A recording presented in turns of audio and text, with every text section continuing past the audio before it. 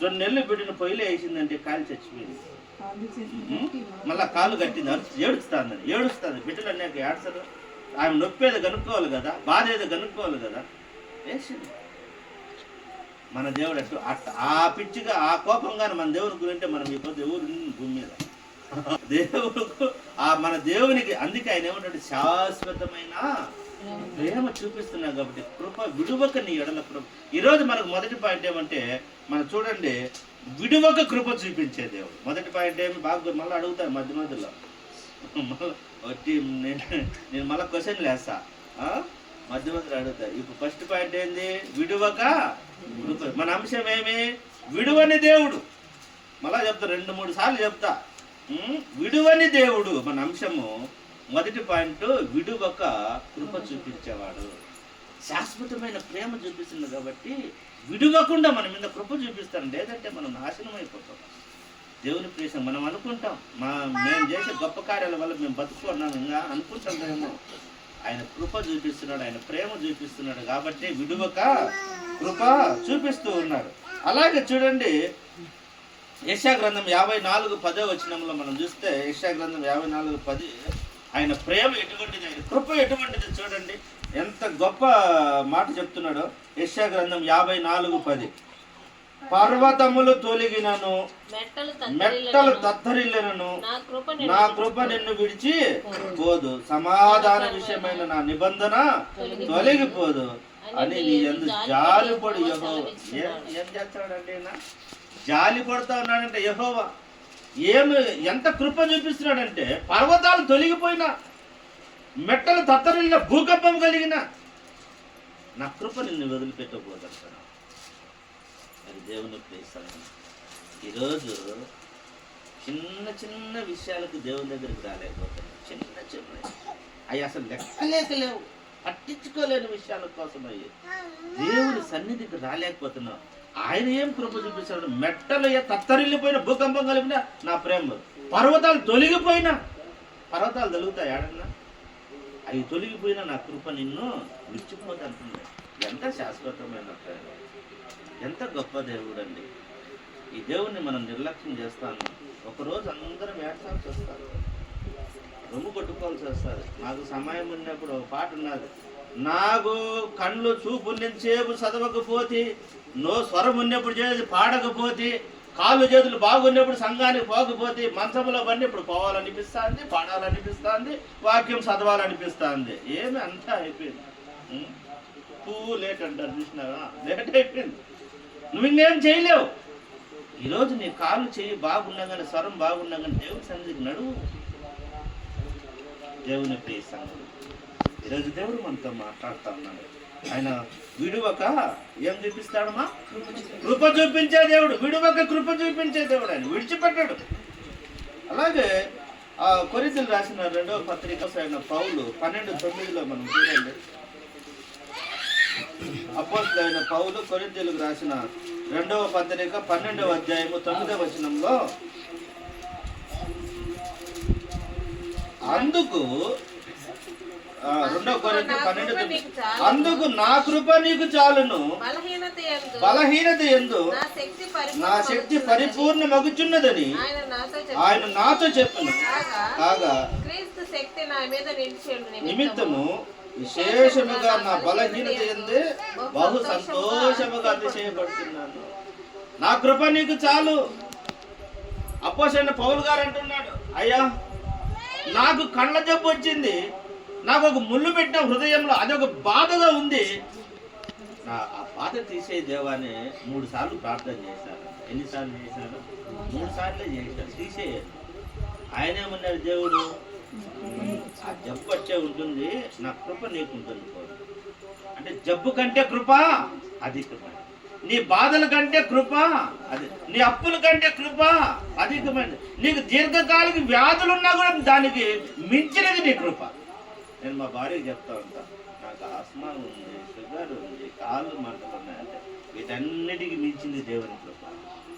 నువ్వు పనిలో వాడబడాలా, సేవలో వాడబడాలా. నీ కాలు మంటలు అట్టే ఉంటాయి, షుగర్ మధ్యలో పోతుందా, అది అట్టే ఉంటుంది. దేవుని కృప నీకుంటుంది. ఇది కృప అంటే ఏందనుకుంటున్నావు? జబ్బాడే ఉంటుంది, కానీ దాన్ని తట్టుకునే శక్తి, దాన్ని తప్పించే శక్తి, ఇవన్నీ ఉన్నా నువ్వు పని చేసుకునే శక్తి, అదే కృప. ఈ కృప విడిచిపోదు మనల్ని. ఈరోజు నువ్వు దేవుణ్ణి నమ్ముకున్నావు, ఆ కృపలో నువ్వు పాత్రవైతున్నావు.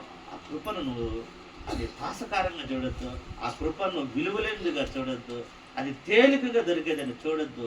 ఆయన ఎంతో క్రయధనం పెట్టి నీకు ఇచ్చిన కృప. నీవు ఆయన పైన తిరుగుబాటు చేస్తున్నా కూడా నీ కృప ఇస్తున్నాడంటే నువ్వేమో గొప్పోడు అని మాత్రం కాదు. ఈ విషయాలు మనం ఆలోచన చేయాలా. ఆయన కృప ఇంకా ఎంత ఉన్నదంటే 103వ కీర్తన చూడండి 11వ వచనంలో ఎంత ఉన్నదో. ఆయన కృప ఎటువంటిదో, ఆ కృప ఎంతదో మనకు తెలుస్తూ ఉంటుంది. ఆ కృప అనేది ఎంత గొప్ప కృప చూడండి.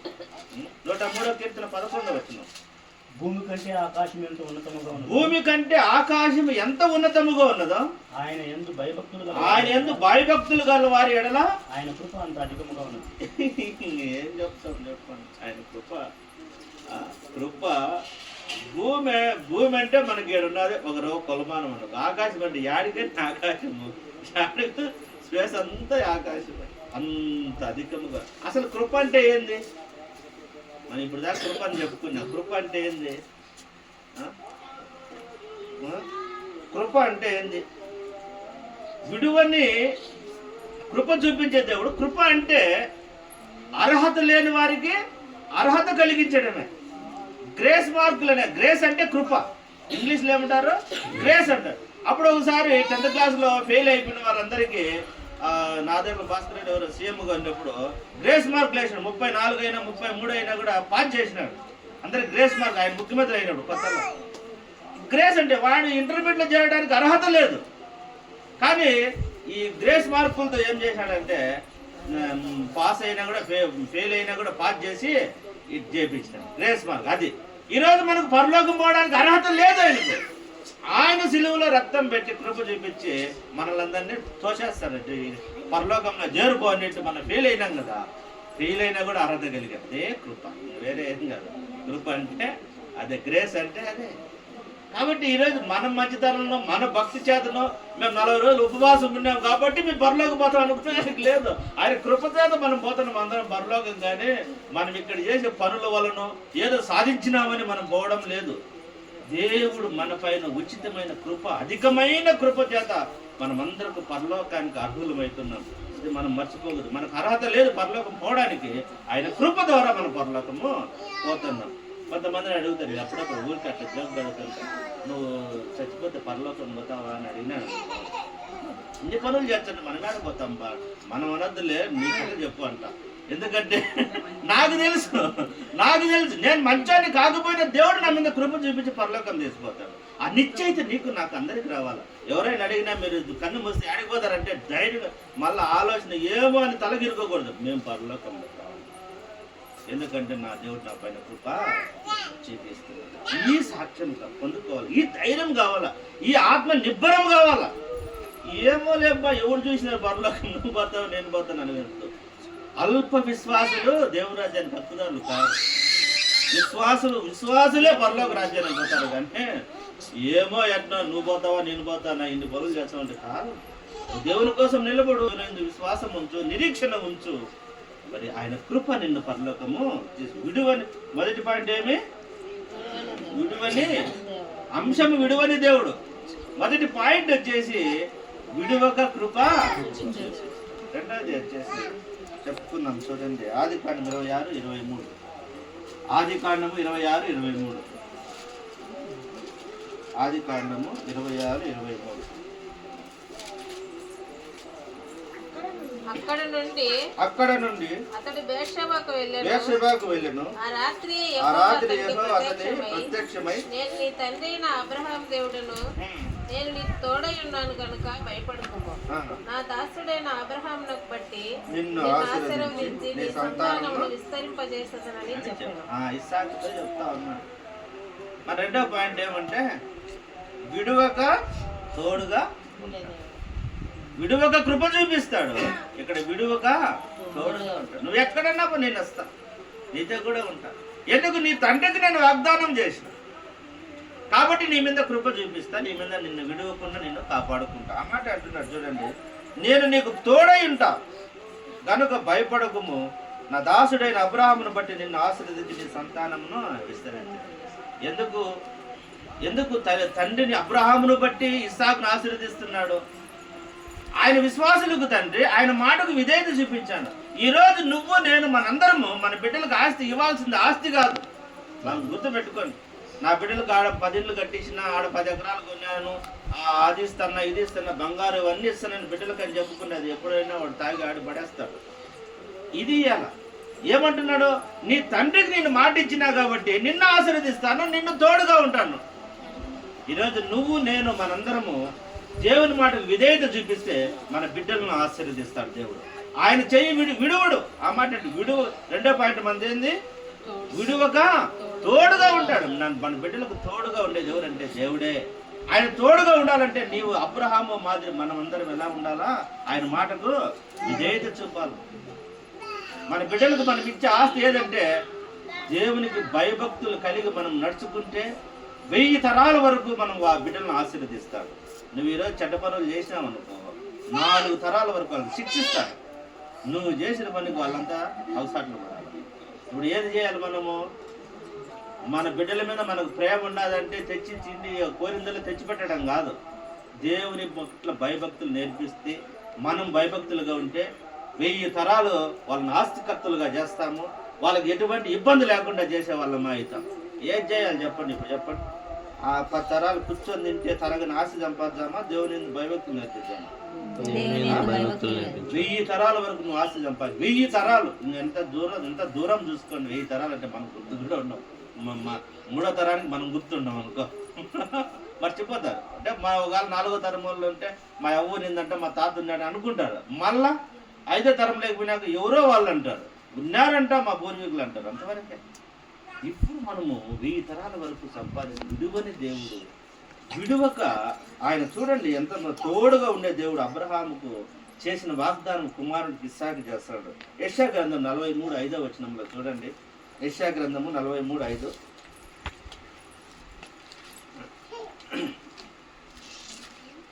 యెషయా గ్రంథం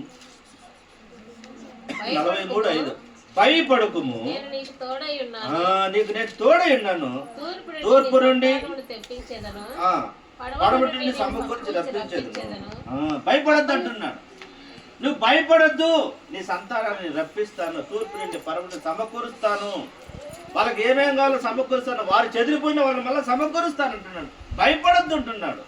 ఈరోజు మనల్ని విడిచిపెట్టే దేవుడు కాదు. ఈ మాట మనం మర్చిపోకూడదు. విడువక తోడుగా ఉండే దేవుడు. ఆ మాట అంటున్నాడు. చూడండి ఎంత చక్కని మాట. నీ భయపడకు, నేను నీకు తోడై ఉన్నాను. తోడుగా ఉంటే ఎంత ధైర్యం. దేవుడు తోడుగా ఉంటే మనం ఎక్కడికన్నా ఒక ఊరికి ప్రయాణం అయిపోయేటప్పుడు, చీకట్లో పోయేటప్పుడు ఒక మనిషి తోడుంటే ఎంత ధైర్యం. అదే దేవుడు ఉంటే ఇంకెంత ధైర్యం. చూడండి ఆయన నీ తోడుగా ఉంటా అంటున్నాడు. నా తోడుగా ఉంటా. ఆ తోడుగా ఉన్నవాడివే నాతో ఉన్నవాడివే అనే పాట. అంటే దేవుడు తోడు వస్తే ఎంత ధైర్యం. చూడండి ఆ దేవుడిని మనం కలిగి ఉండాలి. ఆయన తోడుగా ఉంటున్నాడు. మనమే భయపడతాం. నా దగ్గర ఎవరు లేరు అని భయపడతా ఉంటాం. నేను భయపడను. ఎందుకంటే నేను ఏ మొగ్గులో ఏ రాత్రుల్లో ఎంత 1 గంట రాత్రుల్లో పోతా ఉంటాను. ఒకరినే పోతా ఉంటా. ఎందుకంటే నాకు ధైర్యం, నా పక్కన దేవుడు ఉన్నాడులే, ఆయన చూసుకుంటాడు. నాకు ఎందుకు పడ్డాడు. అందుకే నేను భయపడను. మా ఊర్లో కూడా అంటాడు, నీకు కూడా భయమే లేదే అంటాడు. భయం ఎందుకు? నా దేవుడు నా పక్కన ఉంటాడు. నేను ఎందుకు భయపడాలి? అసలు ఏం దేనికి భయపడాలి? ఆయన తోడుగా ఉన్నాడు కాబట్టి మనం భయపడాల్సిన పని లేదు. మనం భయపడకూడదు కూడా. మనం ఆ మాట చెప్తా ఉన్నాడు. ఇంకా నిర్గమకాండము 33వ అధ్యాయము 14వ వచనంలో చూస్తే, అందుకు ఆయన నా సన్నిధి నీకు తోడుగా వచ్చును, నేను నీకు విశ్రాంతి కలగజేసేది. అందుకు ఆయన దేవుడు చెప్తాడు.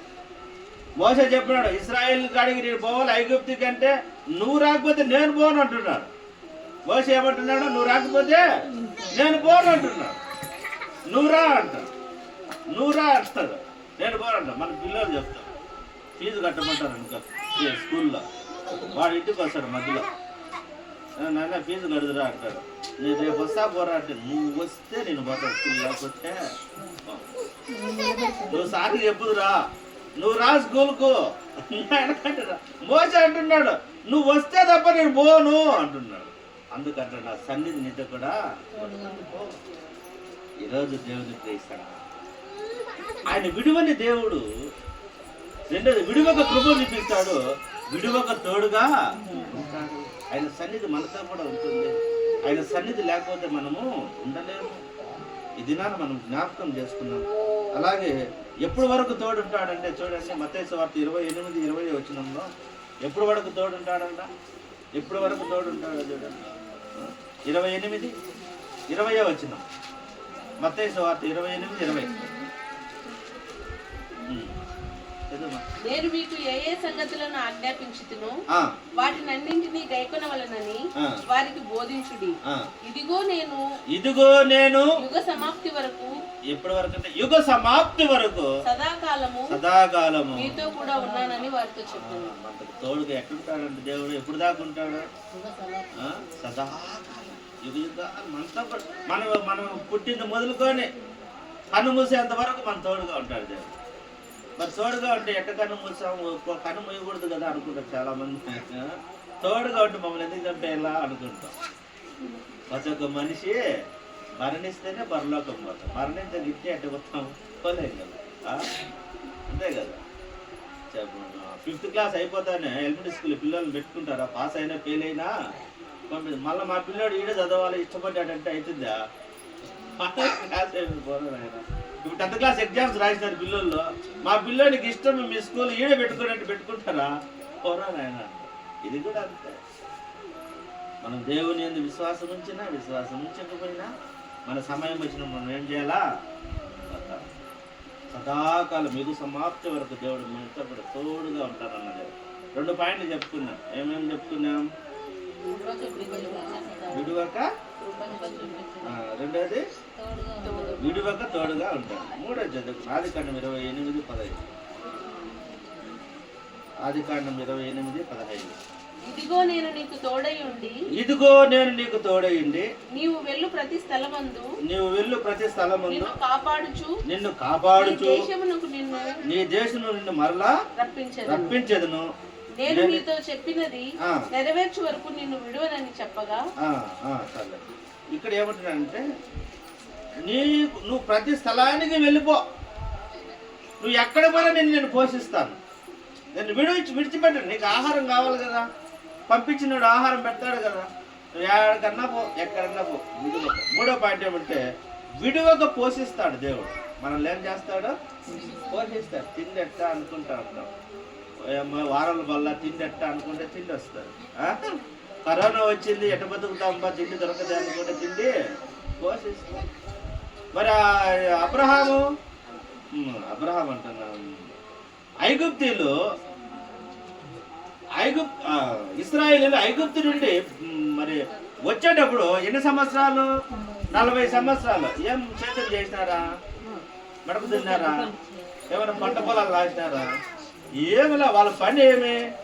తెల్లారుగానే పోయేసి అది ఏర్పరచుకోవడము, ఆ రోజు రొట్టెలు చేసుకోవడం, వాళ్ళకి గుంజు చేసుకోవడం, తినడము, ఉండడం. ఇంక వేరే పని అయితే లేదు.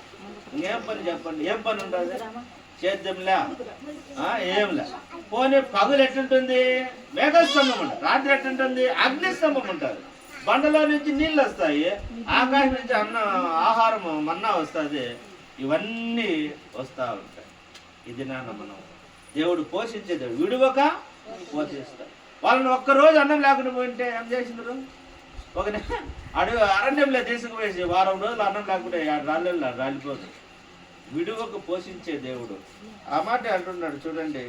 ఆదికాండం 50:21లో యోసేపు చెప్తున్నాడు. వాళ్ళ తమ్ముని బిడ్డలు, వాళ్ళ అన్నదమ్ముల బిడ్డలకు చెప్తా ఉన్నాడు చూడండి. యోసేపు 50:21. కాబట్టి భయపడకుడి, నేను మిమ్మును మీ పిల్లలను పోషించదనని వారిని ఆదరించి వారితో ప్రీతిగా మాట్లాడారు. ఇప్పుడు వాళ్ళని ఏం చేస్తా అంటాడు ఆయన దేవుడు? యోసేపు చెప్తున్నాడు, మిమ్ములను మీ పిల్లలను కూడా నేను పోషిస్తాను. ఈరోజు దేవుడు మనల్ని విడువకు పోషించే దేవుడు, మనల్ని పోషిస్తున్న దేవుడు. మనల్ని, మన పిల్లల్ని మా బిడ్డలు ఏం తింటారో మేము కొంతమంది అంటా ఉంటాం. నేను మామూలుగా మాట్లాడుతూ ఉంటాను పెద్దలతో. నేనంటే బతికిన రోజులు బాగానే జాకినేళ్ళను, నేను పోతే వీళ్ళు ఏం తింటారో ఎట్ట బతుకుతారో అనుకుంటున్నాను. ఎట్లా బతుకుతారు? నువ్వు దేవుళ్ళు బాగా ఉన్నావంటే అదే ధైర్యం. ఆయన పోషిస్తాడు మిమ్ములను, మీ పిల్లల్ని కూడా పోషిస్తాడు. వారి పిల్లల్ని కూడా పోషించేది దేవుడే. ఏం తిందామో ఏం తాగుదామని సిద్ధించకుండా నేను దేవుడు చెప్తారా. మత్తయి సువార్త 6వ అధ్యాయంలో ఆ మాట ఉన్నారు. ఏం తిందాం ఏం తాగుదామని విచారించేది. అన్ని జనులు ఎన్ని గురించే అడుగుతా ఉంటారు. అన్ని జనులు అంటే వేరేవా. దేవుని నమ్మని వాళ్ళకి ఈ ఆశ ఉంటుంది ఏం తినాలని. మనకెందుకు ఆశ? మనకు కూడా ఒకటి అన్ని జనులే కదా. మనకు కూడా ఏం తినాలా ఏం తాగాలి ఎట్ట బతకాలి అనుకున్నావంటే నువ్వు అన్ని జనులే. నువ్వేం క్రైస్తవునిగా తీసుకున్నామనిగా ఈ ఆలోచన వచ్చిందంటే నువ్వు అన్ని జనులు లెక్క వేసుకోవాలి. ఇంకంతే గుడ్డి గుర్తులు అని చెప్తాంటారు కొన్ని స్కూల్లో. మాకు గుడ్డి గుర్తులు చెప్తావు. అట్లాంటిది నీకు ఈ ఆలోచన ఏం తినాలా, రేపేం తినాలా, మన్నాడేం తినాలా, ఎట్ట బతకాలి అనుకున్నావు అనుకో, నువ్వు దేవుని నమ్మిన విశ్వాసం కాదు, అన్ని జనులు నువ్వు దేవుని నమ్మనాడు. ఈ ఆలోచన మిమ్మల్ని మీ పిల్లల్ని పోషిస్తారన్న దేవుడు, విడువక పోషించే దేవుడు మన దేవుడు. ఇగో మాట కీర్తన 81:16 చూడండి ఎట్లా పోషిస్తాడో చూడండి. కీర్తన 81:16. అతి శ్రేష్టమైన గోధుమలను అనుగ్రహించి నేను వారిని పోషించేదను, కొండ తేనెతో నిన్ను ఏమిస్తాడంట. అతి శ్రేష్టమైన గోధుమలతో, మంచి గోధుమలతో మమ్మల్ని పోషిస్తాడు దేవుడు. నేను ఆనందం అంటా నేను ఆయన అన్నారు బాగా సాగుతాడు పిల్లలు, నీకేం భయం లేదు, పోషిస్తాడు సాగుతాడు బాగా అని. దేవుడు అరుస్తాడు బాగా సాగుతాడు అన్నాడు. పిల్లలు అంటే ఇష్టం అని పోషిస్తాడు. దేంతో పోషిస్తాడంట? మంచి గోధుమలంట, కొండ తేనె అంట. మంచి తేనె, శ్రేష్టమైన తేనె. తేనె దేనికి గుర్తు? సంతోషానికి, తృప్తిగా. తేనె బలము, తేనె దేంటి? బలం. తేనె సంతోషం. కొండ తేనె మళ్ళీ ఏంది? గోధుమ. అదే మళ్ళీ గోధుమలు ఏమే నెంబర్ 1 క్వాలిటీ, మళ్ళీ మంచి క్వాలిటీ. అది అతి శ్రేష్టమైన గోధుమ పిండి పెడతాడంట దేవుడు. ఏదో నాసు రకము స్టోర్ బియ్యం అట్టాడు ఏం పెట్టడం లేదు. మంచి గోధుమ పిండి, అతి శ్రేష్టమైన గోధుమ, ఆశీర్వాద గోధుమ పిండి తెస్తాడేమో దేవుడు. చూడండి ఎంత శ్రేష్టమైన వాటితో దేవుడు మనల్ని పోషిస్తారని చెప్తా ఉన్నాడు. ఇంకొక 147:14 వచనం చూడండి. 147 కీర్తన 14 వచనంలో ఈడ కూడా ఒక మంచి మాట. నీ సరిహద్దులలో చదువు 147:14. నీ సరిహద్దులలో సమాధానం కలుగజేయవాడు ఆయనే, మంచి గోధుమలతో నిన్ను తృప్తిపరచువాడు ఆయనే. మంచి గోధుమలతో తృప్తి చెందుతాం. అంతగా తిండి ఊరికే ఉండాలంటే ఏం చేయాలా? ఇప్పుడు మంచి తిండి తిని ఇరిగింటితో పొరిగింటితో కొట్లాడుంటే ఏముంటుంది చెప్పండి? మంచిగా ఏమో మాంసం తింటాము, మంచి గోధుమలతో తింటాము, పొరుగుతో కొట్లాడుంటే. అందుకోసం నీ సరిహద్దులతో సమాధానం నింపుతా. నీ సరిహద్దులు అంటే నీ బౌండరీ చుట్టూ సమాధానం ఉంటుంది, నీ కొట్లాట ఉండదు. నువ్వు తిన్నా సంతోషం కొంటావు. నువ్వు మంచి తిని రోజు కొట్లాడుతా అంటే ఏడ సమాధానం ఉంటుంది? అందుకోసం ఆయన ఫస్ట్ ఏం చెప్పినాడమ్మా? నీ సరిహద్దులలో ఫస్ట్ సమాధానం కలిగజేస్తా, మంచి గోధుమలతో పోషిస్తా. కొంతమంది అంటారు మా ఇంట్లో అన్నీ ఉండే, మనశ్శాంతి లేదు, సమాధానం లేదు, వాళ్ళతో రచ్చ, వీళ్ళతో రచ్చ, ఇంట్లో రచ్చ, కొడుకుతో రచ్చ, కూతురుతో రచ్చ, ఈ సమాధానం లేదు. నువ్వు మంచి గోధుమ తిన్నా సమాధానం ఉండదు, చికెన్ తిన్నా, మటన్ తిన్నా, ఏం తిన్నా ఉండదు, పచ్చి పులుసు తిన్నా సమాధానం ఉంటే బాగుంటుంది. అందుకోసం దేవుడు ఏమంటే ఫస్ట్ నీ బౌండరీ, నీ సరిహద్దులను సమాధానంతో నింపుతా, ఆ తర్వాత మంచి గోధుమలతో నిన్ను పోషిస్తా. ఇది నాన్న దేవుడు మనల్ని మూడు పాయింట్లు చెప్పినాం. ఏమేమి చెప్పినాము?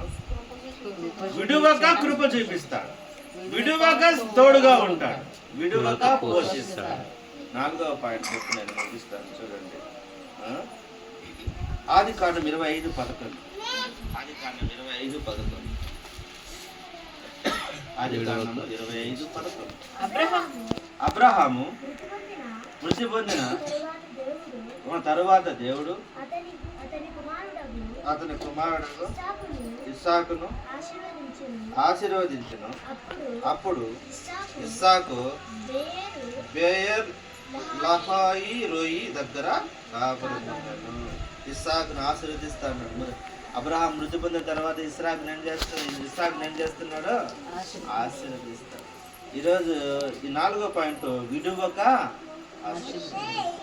నువ్వు ఏ దేశానికన్నా ఆశీర్వదిస్తాడు. ఇప్పుడు ఒక ఆమె ఉమాదేవి సౌదీ అరేబియా ఎక్కడికన్నా ఆశీర్వదిస్తాడు. నువ్వు అడుగుపెట్టి ప్రతి స్థలంలో నేను ఉంటానంటాడు. విడువ నువ్వు విమానంలో పోయినా విడిచిపెట్టాడు. ఎందుకంటే విడువని దేవుడు ఆయన. మన అంశం ఏమి? విడువని దేవుడు విడువక కృప చూపిస్తాడు, విడువక తోడుగా ఉంటాడు, విడువక పోషిస్తాడు, విడువక ఆశీర్వదిస్తాడు. ఆయన ఆశీర్వాదాలు కూడా విడిచిపెట్టడు అనే మాట మనం జ్ఞాపకం చేసుకోవాలి. చూడండి, అలాగే కీర్తన 115:12 వచ్చిన ఏమంటున్నాడు అంటే చూడండి, 115:12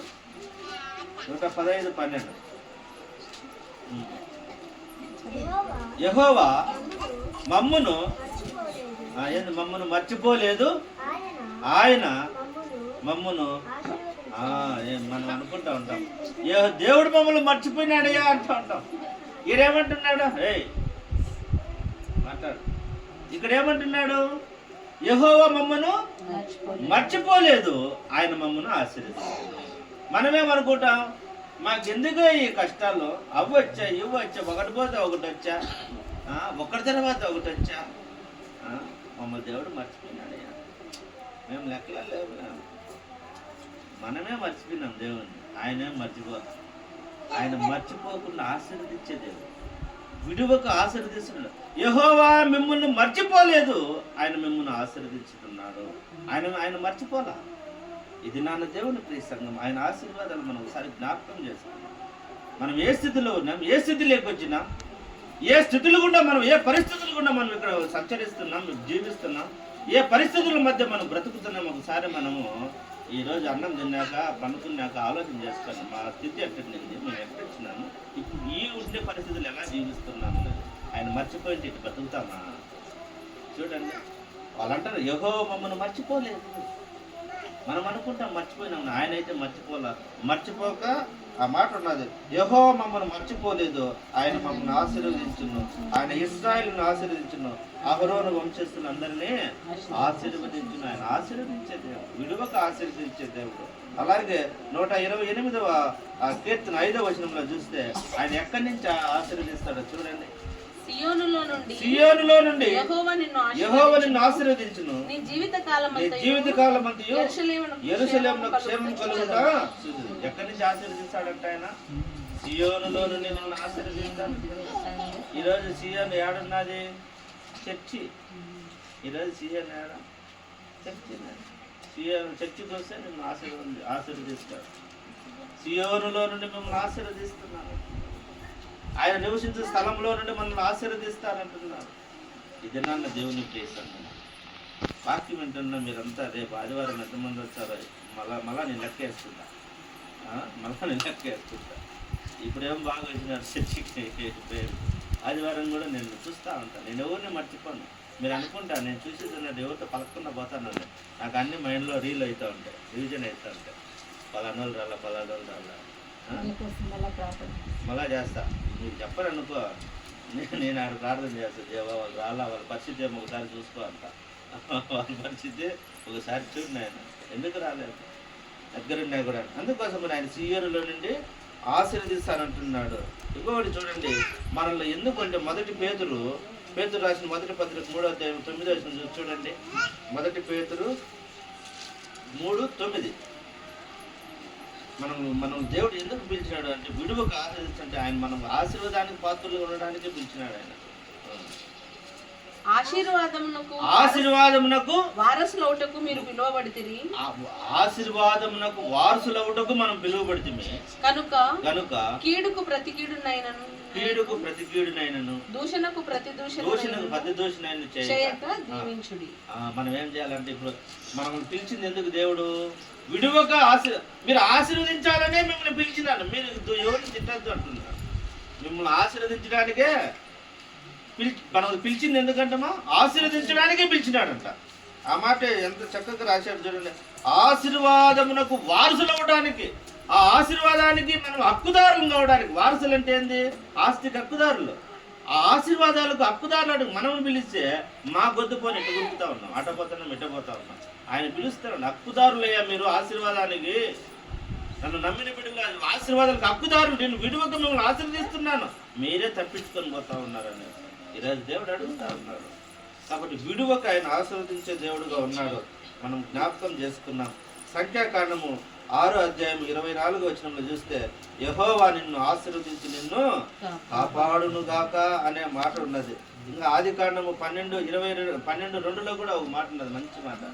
ఆదికాండము 12:2లో చూస్తే నిన్ను గొప్ప జనముగా చేసి నిన్ను ఆశీర్వదించి నీ నామమును గొప్ప చేయుదును, నీవు ఆశీర్వాదముగా నీ నామాన్ని గొప్ప చేస్తాడు. ఎప్పుడు గొప్ప చేస్తాడు? ఎప్పుడు గొప్ప చేస్తాడు? ఎప్పుడు చేస్తాడు గొప్ప? ఆయనకు లోబడి ఆయన చెప్పిన మాట వింటే విడువక ఆశీర్వదించి మన నామాన్ని కూడా గొప్ప చేస్తాడు, మన పేరును కూడా గొప్ప చేస్తాడు. పలానూరులో గొప్పవాళ్ళు అంటారు. గొప్పవాళ్ళు అంటే మంచివాళ్ళు అని, ఆస్తిని వాళ్ళు గొప్పవాళ్ళు కాదు. మనం అనుకుంటాం వానికి ఏం కోట్ల ఆస్తిని గొప్పవాడు అంటాం, అది కాదు. దేవుని యందు భయభక్తులు కలిగినాడే గొప్పవాడు, దేవుని మాటకు విధేయత చూపినాడే గొప్పవాడు. ఒకరోజు అంట ఒకనికి కలలో ఒక రాజుకు చెప్పినాడంట. కలలో ఒక దూత వచ్చి ఈ రాజ్యంలో, మీ రాజ్యంలో ఒక గొప్పోడు ఈ రాత్రికి చనిపోతున్నాడు అని చెప్పినాడంట. ఈ రాజ్యంలో ఒక గొప్పోడు చనిపోతున్నాడంట. రాజు అనుకున్నాడు, గొప్పోడు ఎవడు ఎట్టు కదా, నేనే చచ్చిపోతున్నాడే అనుకున్నాడు. ఇంకా అంత షావుకారులు కొనేవాళ్ళు, పెద్ద పెద్దగా షావుకారులు కొనేవాళ్ళు, మేము గొప్పవాళ్ళం కదా, ఈరోజు నేను చచ్చిపోతానంటే అనుకున్నాడు. పోతే గుడిసెలో ఉన్నాడు ఒకడు, చచ్చిపోయాడు. పేదోడు, తిండికి లేనాడు, చచ్చిపోయినాడు. చచ్చిపోయి రాజుకు డౌట్ వచ్చిందంట. డౌట్ వచ్చి మళ్ళా కల్లా దేవుడు కనపడతా ఆయన, ఏమి దూత రాత్రి నువ్వు నాకేం చెప్పినావు, గొప్పోడు చచ్చిపోతాడన్నావు కదా, మరి నేను చచ్చిపోలేదే అంటే, నువ్వు రా గొప్పోడు, వాడు గొప్పోడు. ఎవరు? గుడిసెలో తిండికి లేనాడు గొప్పోడు. వాడి గురించి నేను చెప్పింది, నీ గురించి నువ్వేమో గొప్పోడు అన్నాడు. అంటే మన పరిస్థితి ఇంక లెక్కేస్తాం. ఎవరు గొప్పోడు? ఎవరు గొప్పోడు అంటే ఎవరు? దేవునికి విధేయత చూపి భయభక్తులు కలిగినోడు గొప్పోడు. కానీ తెల్లగూడలు వేసుకొని పెద్ద కారులో పెట్టేది, పెద్ద బంగ్లాలు, పెద్ద ఆస్తి ఉన్నాడు, 4-5 ఊర్లు శాసించేవాడు గొప్పోడు కాదు. దేవునికి భయపడేవాడు గొప్ప. అందుకని నీ నామాన్ని గొప్ప చేస్తా. ఈరోజు మన అంశం ఏమి? విడువని దేవుడు. ఎన్ని పాయింట్లు మాట్లాడుతున్నా? మొదటిది ఏది? విడువక. రెండోది విడువక. మూడోది పోషిస్తాడు. దేవుడు పోషిస్తాడు, ఆహారం. నాలుగోది విడువక ఆశీర్వాదం. విడువక మనం ఆశీర్వాదం వారసులుగా పిలిచాడు, కానీ మనం ఆశీర్వాదాలు పోగొట్టుకోవడానికైనా పిలవాలి. ఈ మాటలు జ్ఞాపకం చేసుకున్నాం. ఆయన మాత్రం విడిచిపెట్టలా, మనమైతే ఆయన మర్చిపోతాం. మనమైతే విడిచిపెడుతున్నాం. మేము ఒకసారి ఆలోచన చేసుకున్నాం. ఎందుకంటే దేవుని విషయాలు చాలా విలువైనవి. ఎందుకంటే మనము దేవుణ్ణి మనం మర్చిపోతూ ఉంటాం. దేవునికి మనం చాలా ఈ మాట చెప్పి నేను ముగిస్తున్నా, కానీ ఇది గుర్తు వచ్చింది. మళ్ళీ మూసేసినా కానీ మళ్ళీ గుర్తు వచ్చింది. ఇర్మియా గ్రంథము 2:32 చూడండి.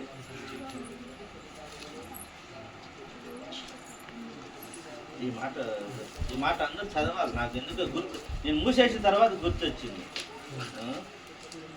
ఇప్పుడు ప్రజలను చూసి నాకు ఈ మాట గుర్తు వచ్చింది.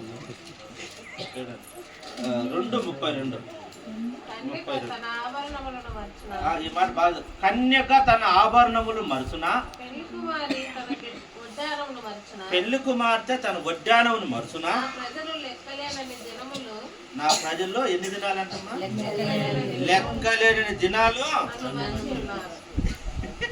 మీరు లెక్కేసుకోండి, నేను చెప్పడం కాదు. నేను వాక్యం ఉన్నదన్నట్టు నాది, ఇందులో నా ప్రమేయం ఏం లేదు. ఈ వాక్యం చదివించిన పెళ్లి కుమార్తె వడ్డానము మర్చున ఇంకొకటి ఏంటమ్మా? కన్యక తన ఆభరణాలు. పెళ్లి కాని బిడ్డ ఆభరణాలు మర్చిపోతుందా? ఎంతసేపు అందంగా కనపడాలనే ఉంటుంది. ఆ ఆభరణాలు ఒక్కటి మర్చిపోదు. అర్థం కాడికి 30 సార్లు చూసుకుంటారు.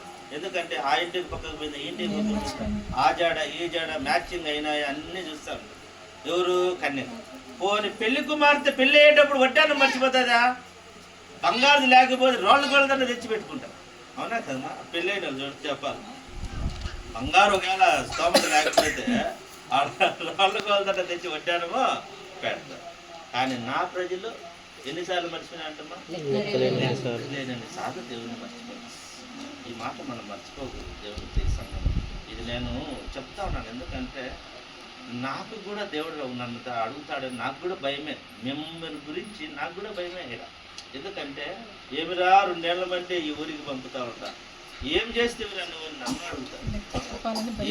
ఈ ఊరికి నేను ప్రతిరోజు మీకు తెలియదు, ప్రతిరోజు 4 గంటలకు లేచి నాకు గుర్తొచ్చే పాకుతాను. నిద్రలో కూడా గుర్తొచ్చేది ఈ పల్లె. ఎందుకంటే నన్ను కూడా దేవుడు అడుగుతాడు. 2 సంవత్సరాల అంటే ఈ ఊరికి పోతాను, ఏం సాధించినారు, ఎంతమందిని తిప్పినారు దేవుని వైపు అంటే నాకు జవాబు చెప్పాలి. మీరు ఆశీర్వదించబడాలి. రేపు మళ్ళా మీ పియాన్సీకి నేను అందరికీ దారులాలు కట్